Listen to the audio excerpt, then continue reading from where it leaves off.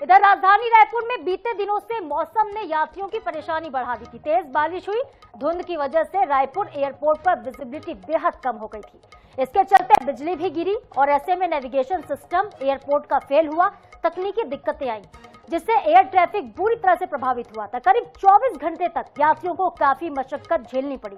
हालांकि एयरपोर्ट प्रशासन और तकनीकी टीम की कड़ी मेहनत के बाद अब हालात बिल्कुल सामान्य है।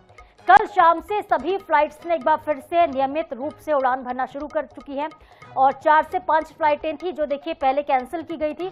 48 घंटे तक एयरपोर्ट बाधित रहा। उड़ानें जो थी कुछ डाइवर्ट की गई थी, कुछ रद्द कर दी गई थी। विजिबिलिटी बेहद कम थी, मौसम काफी खराब था, लेकिन खराब मौसम के बीच भी जो नेविगेशन सिस्टम था उसको ठीक कर लिया गया है। एक बार फिर से तकनीकी दिक्कतें दूर कर ली गई हैं और एयरपोर्ट पर आवाजाही और जो उड़ानें हैं वो शुरू हो चुकी हैं।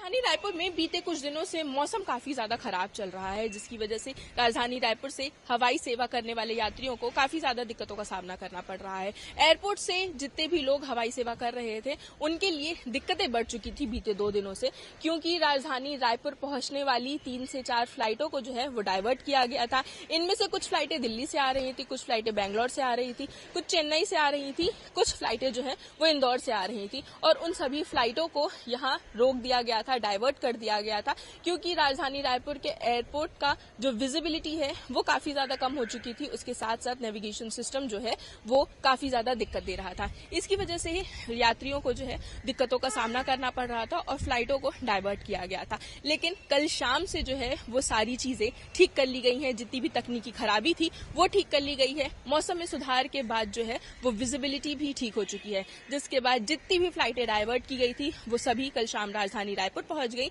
और आम जनता को जो भी दिक्कतें हो रही थी उसका समाधान कर लिया गया। कैमरामैन अरुण साहू के साथ मनीषा त्रिपाठी, INS 24/7 रायपुर।